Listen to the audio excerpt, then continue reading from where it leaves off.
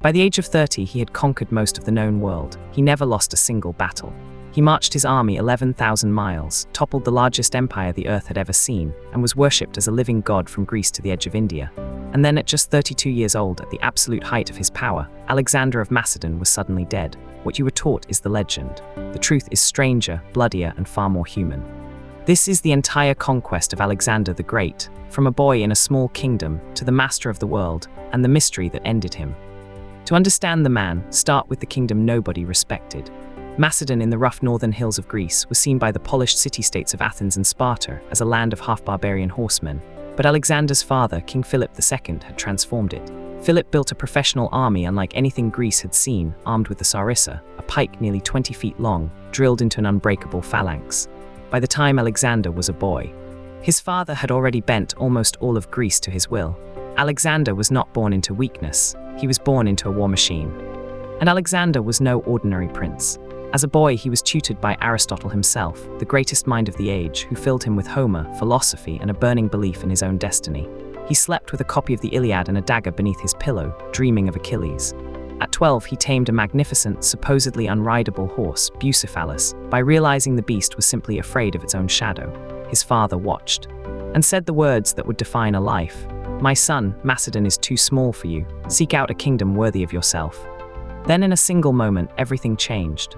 At his daughter's wedding feast, King Philip was struck down by an assassin's blade, dead in front of his own court. Alexander was just 20 years old. The vultures circled instantly. Rebellious Greek cities cheered the news, and the tribes on the borders prepared to break free. Most expected the boy king to crumble. Instead, Alexander moved with terrifying speed. He executed his rivals, crushed the northern tribes. And when the great city of Thebes revolted, he destroyed it utterly, razing it to the ground and selling its people into slavery. The message to Greece was unmistakable. With Greece silenced, Alexander turned to the dream his father never finished, the invasion of the Persian Empire. Persia was the superpower of the age, an empire so vast it stretched from Egypt to the borders of India, ruled by the King of Kings, Darius III. In the spring of 334 BC, Alexander led roughly 40,000 men across the narrow straits into Asia. As his ship neared the shore, he hurled his spear into the Persian soil and leapt after it. Claiming the entire continent as a gift won by the spear, he would never see Macedon again. The first test came at the river Granicus. The Persian governors massed their cavalry on the far bank, hoping to kill the young king before his campaign even began, and they nearly did.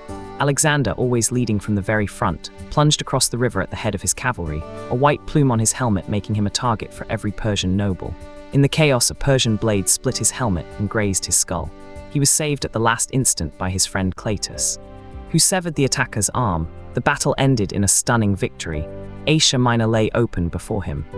As he marched on, Alexander reached the city of Gordian, where an ancient prophecy waited.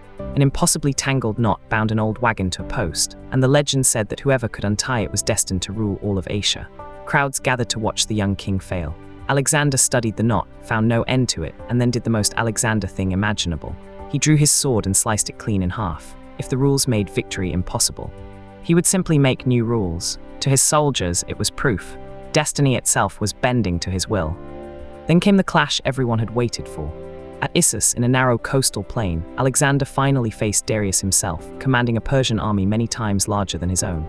The size of the host should have crushed the Macedonians, but the narrow ground robbed Persia of its advantage, and Alexander aimed his charge like a spear straight at Darius's chariot.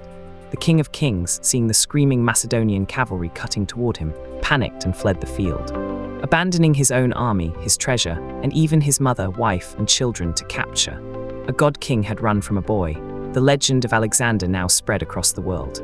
But Alexander did not chase Darius east. First, he secured the coast, and that brought him to the island fortress of Tyre, the proudest city in the Mediterranean, ringed by walls rising straight from the sea. Tyre refused to surrender, certain no army could touch it. Alexander's answer became one of history's greatest feats of engineering. He built a causeway, a solid road of stone and timber, half a mile straight out across the open sea to reach the walls. After 7 brutal months, the city fell. Anyone who defied him learned the same lesson. There was no wall high enough and no sea wide enough to keep Alexander out. From there, the road south to Egypt opened with barely a fight. The Egyptians, who hated their Persian overlords, welcomed Alexander as a liberator.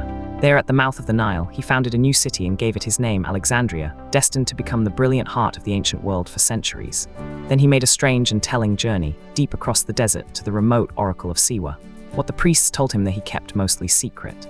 But he emerged believing something that would change him forever, that he was not merely a king, he was the son of a god. Now came the battle for the world itself. At Gaugamela, on a wide plain Darius had specially flattened for his chariots, the King of Kings staked everything on one enormous army, with scythed chariots and even war elephants. Alexander was outnumbered perhaps 5-1, but he had a plan of breathtaking nerve. He drew the Persian cavalry out to the sides, opening a single gap in their center, and then drove his companion cavalry through it in a wedge, straight at Darius. Once again, the great king lost his nerve and fled. With that, the Persian Empire, the mightiest power on earth, effectively belonged to a 30-year-old from Macedon.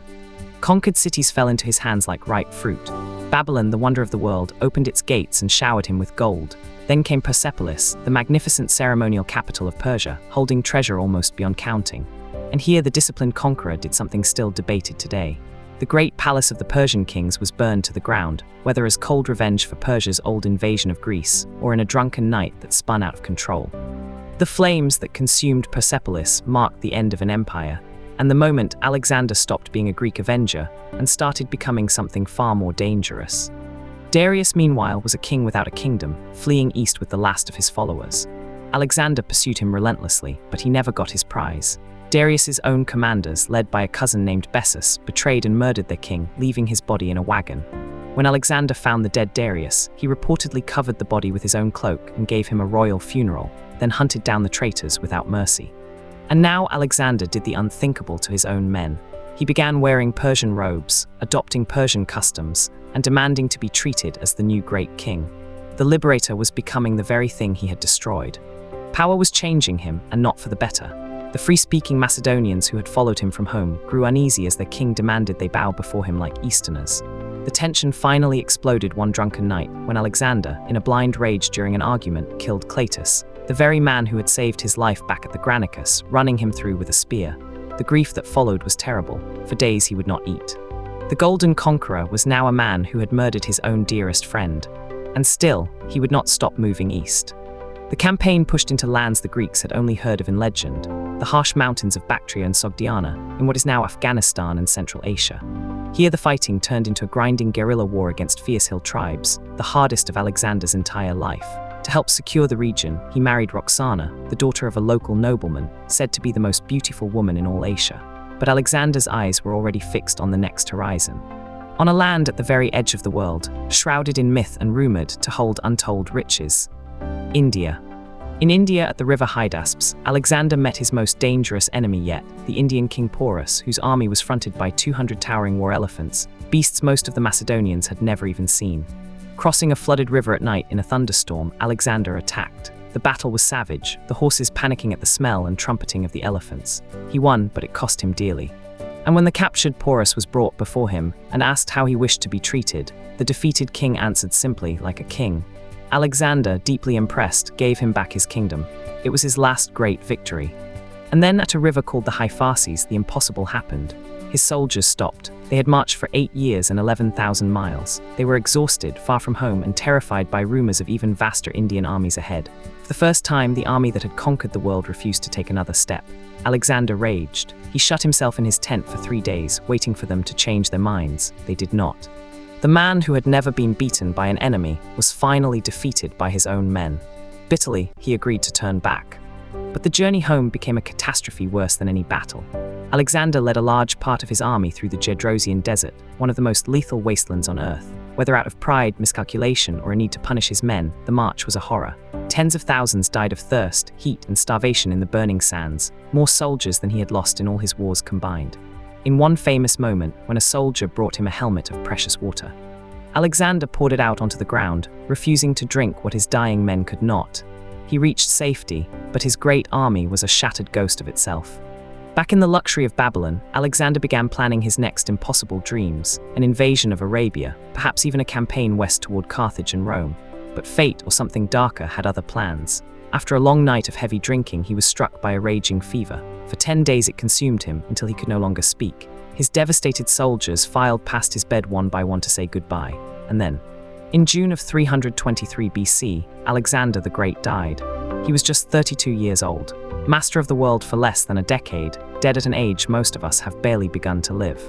So what killed him? The debate has raged for over 2,000 years. Some ancient writers whispered poison, pointing to the powerful enemies he had made and even members of his own court. Modern doctors suspect something less dramatic but just as deadly: malaria, typhoid fever, or an infection tearing through a body already broken by years of wounds and hard drinking. We may never know for certain, but perhaps the most haunting detail is this: on his deathbed, asked who should inherit his vast empire, Alexander reportedly gave a single, fateful answer: to the strongest. Those 3 words doomed everything he had built. With no clear heir, his generals, the men who had conquered the world together, turned on each other in 40 years of vicious civil war.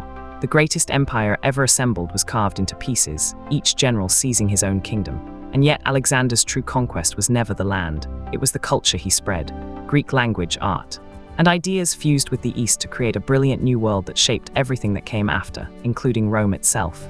He died believing he had failed to conquer enough. In truth, the boy from a kingdom too small for him had changed the world forever. If this story gripped you, subscribe, because history is full of legends darker and stranger than any myth, and we are only getting started.